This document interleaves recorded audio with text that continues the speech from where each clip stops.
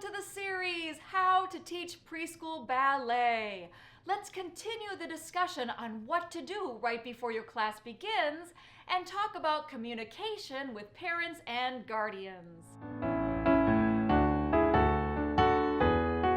Communication is an important part of any relationship. Caregivers of your students want to feel they're leaving their children in good hands. They want and need to feel you are a trustworthy person and their children are learning. They're leaving their precious little ones with you. It's key that the parents and guardians know you can be trusted. How do you do this? There are a few ways to earn their trust. Following the few rules I've already covered in the previous videos is a good start. Be happy as soon as you arrive and say hello to families and students when you see them. This will make everyone feel relaxed and at ease around you. Being professional by looking refreshed and being on time is key as well. The other step you can take to make families feel relaxed about leaving their children with you is to constantly be in communication with them. Tell them what you're going to cover in class. If this is the first day of class, you can tell families what you'll be covering that day and over the entire session. You can also tell them what the students should learn by the end of the session. This will let them know you are prepared and actually have a plan for their children. If the parents like you and trust you, their children will have more fun. Not only that, but they will be more likely to sign their child up for class again. If you have open classes, the families can more easily see what you're doing in class.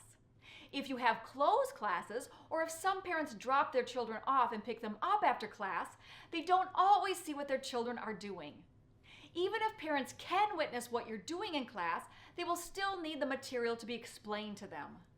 In all cases, it's a good idea to talk to the families after class is over and when they're picking up their children. Talk to everyone about what happened in class. For example, today we started learning Twinkle, Twinkle, Little Star. The students had such a good time. They learned first position and how to plie. Who can show us how to plie? Wow, that's great! Another helpful idea for your classes is to make a handout that contains the dances, games, and steps you'll be focusing on. This can cover each day or the whole session. This way, families can read about what you'll be covering and take it home with them. Then at home, they can talk to their children about what they're doing in class. You can also post highlights of your curriculum on the door, a board, or on your website. Caregivers want to know what their children are doing and what they're learning, especially since it may be difficult for a preschooler to remember everything. It's important to them. Many parents want to feel their children are being educated as well as having fun. By being in constant communication with the families, they will know you are accomplishing both of those points and you have a good quality class. Now let's move on to owning your dance space. When you're teaching a preschool dance class or any class, you are in charge of the space. Think of it as your home. This means the space must be managed correctly as well as respected. How do you do that? I like to think of myself as the mom of the dance space. I actually visualize I have long, stretchy arms that extend around the whole room and my students are in their protection. My energy flows through the whole room. I don't sit back and let things happen. I am happily confident and in control. If you're nervous before class, especially if you're new to teaching or if it's the first day meeting new students, that's okay. I'm still a bit nervous when I meet a new class. Will they like me?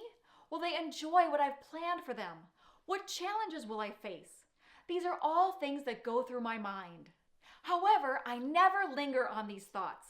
I know they're there, but I leave them in the back of my mind and go forward with confidence. I know I'm prepared and always give the best class I can. If someone doesn't like it, so be it. Don't give in to any negative thoughts.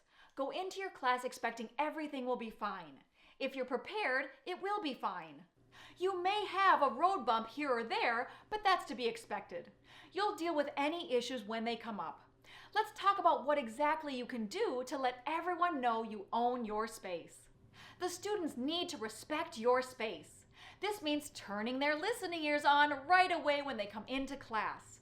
There is no running around in the classroom before or during your class. They must also keep their hands to themselves. This means they need to respect your things, such as your papers, devices, and props. Respecting the other students' bodies and the teacher's body is also a must. So when you greet the students, give them directions as to what to do right away. Again, this is your room and they have to respect it.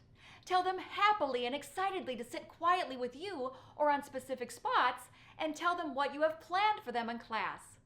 This way, they're more willing to sit quietly because they're excited for what's coming. If you appear in charge, happy, and confident, this will do several things. First, the parents or guardians will see you are capable and will feel more comfortable leaving their children with you. Second, the children will see you are in control and will be more willing to listen during class. And finally, there will be less chance of injuries from students running around. The students are in my care at all times. I am in charge of all aspects of my class, including the students' safety and well-being, as well as their behavior. Most of all, I'm in charge of whether or not the class has fun. Think of yourself as a magician creating a wonderful, magical experience for the students. Right before the start of class, you have the opportunity to set the tone for your class. By owning your dance space and reaching out to families, you'll have the confidence and control you need to be successful.